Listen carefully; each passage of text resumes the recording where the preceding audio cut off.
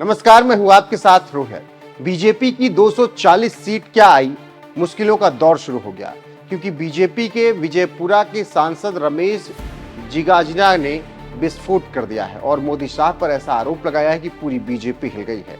चलिए बताते हैं कैसे इस रिपोर्ट में।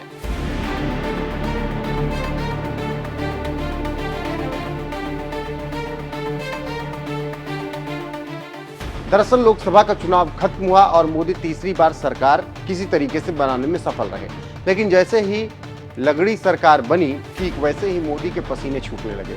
खबरों की माने तो नायडू नीतीश अलग तरह से परेशान कर रहे हैं, तो संसद से सड़क तक मोदी को राहुल गांधी घेर रहे हैं और अग्निवीर पर तो राहुल गांधी ने मोदी और मंत्रियों को रुला कर रख दिया है। ये सब देख रहे हैं, लेकिन अब बजट से पहले सहयोगी और खुद बीजेपी सांसद मीडिया में सवाल खड़े कर रहे हैं।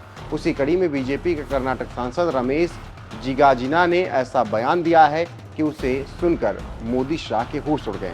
खबरों की माने तो 7 बार के दलित सांसद रमेश जिगाजिना ने मोदी पर दलित विरोधी होने का इल्जाम लगा दिया है, जिससे बीजेपी को कुछ सूझ नहीं रहा है और बीजेपी अपने ही सांसद के बयान से बगले झांक रही है। बीजेपी सांसद रमेश ने मंगलवार को कहा कि मुझे केंद्रीय मंत्री पद की मांग करने की जरूरत नहीं, मुझे लोगों की जरूरत है। लेकिन जब मैं चुनाव के बाद वापस आया तो लोगों ने मुझे बुरी तरह डांटा और कहा कि बीजेपी दलित विरोधी पार्टी है और मुझे पार्टी में शामिल होने से पहले यह पता होना चाहिए था।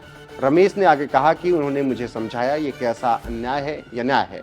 मेरे जैसा अकेला दलित व्यक्ति है जिसने दक्षिण भारत में इस तरह 7 चुनाव जीते हैं, पर सभी अगड़ी जातियों के लोग कैबिनेट मंत्री हैं। क्या दलितों ने कभी बीजेपी का साथ नहीं दिया?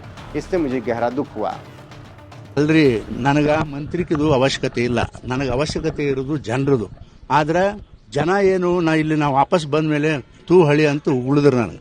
ನಾವು ಮೊದಲೇ ಹೇಳಿದ್ದೆವು ನಿಮಗೆ ದಲಿತರು ವಿರೋಧಿ ಅದ, ಈ ಪಕ್ಷ ಸೇರಬಾರ್ದು ಅನ್ನೋದು ಭಾಳ ಜನ ನಮ್ಮ ದಲಿತರು ನನ್ನ ಜೋಡಿ ವಾದ ಮಾಡಿದ್ರು. ಅದ ನನ್ನ ಸಲುವಾಗಿಲ್ಲ, ಜನರ ಒತ್ತಡ ಮಾತ್ರ ಅದ. ನೀವು ಯಾವುದೇ ಪರಿಸ್ಥಿತಿ ನೋಡ್ರಿ, ಎಂಥ ಅನ್ಯಾಯನೋ ನ್ಯಾಯ ಹೇಳ್ರಿ.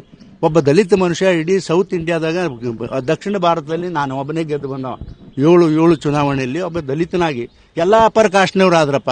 ಅಂದ್ರೆ ಇವರೇನು ಈ ದಲಿತರೇನು ಭಾರತೀಯ ಜನತಾ ಪಕ್ಷಕ್ಕೆ ಸಪೋರ್ಟೇ ಮಾಡಿಲ್ಲ.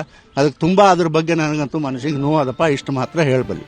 तो सुन लिया आपने क्या कुछ कह रहे हैं बीजेपी सांसद। बस इसी बात से बीजेपी में हड़कंप मचा हुआ है और कोई कुछ बोल नहीं रहा है, क्योंकि राजनीतिक विश्लेषक कह रहे हैं कि ये मोदी के ढलान की शुरुआत है। नहीं तो इससे पहले किसी बीजेपी मंत्री कार्यकर्ता को इतनी हिम्मत नहीं थी कि मोदी को आंख उठाकर देख सके और उनके खिलाफ बोल दे। लेकिन जैसे 240 सीट आई, सब मोदी शाह को आंख दिखाने लगे। वही इसके साथ ही साथ और भी बगावत के सुर निकलने लगे हैं। तो आप समझ गए होंगे कि चुनाव बाद बीजेपी का क्या हाल है और कैसे पार्टी तो पार्टी विपक्ष भी अपना प्रदर्शन दोहरा रहा है। राहुल गांधी अलग फॉर्म में चल रहे हैं। पहले संसद, फिर मणिपुर, असम और रायबरेली पहुंचकर मोदी को उन्होंने बड़ा संदेश दिया। आप जानते हैं कि लोकसभा के पहले सत्र में राहुल गांधी ने जो किया वो काबिले तारीफ है और इसको लेकर पूरे भारत में चर्चा और हर तरफ कहा जा रहा है कि राहुल गांधी का नया अवतार है और अब मोदी ढलान पर है।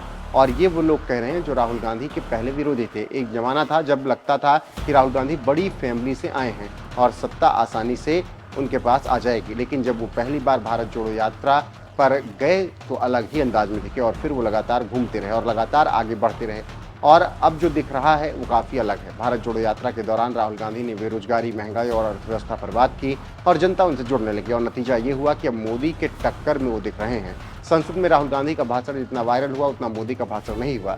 इसीलिए अब कहा जा रहा है कि राहुल अलग अंदाज में हैं और अलग दिख रहे हैं और ये मोदी के लिए परेशानी खड़ी कर सकते हैं।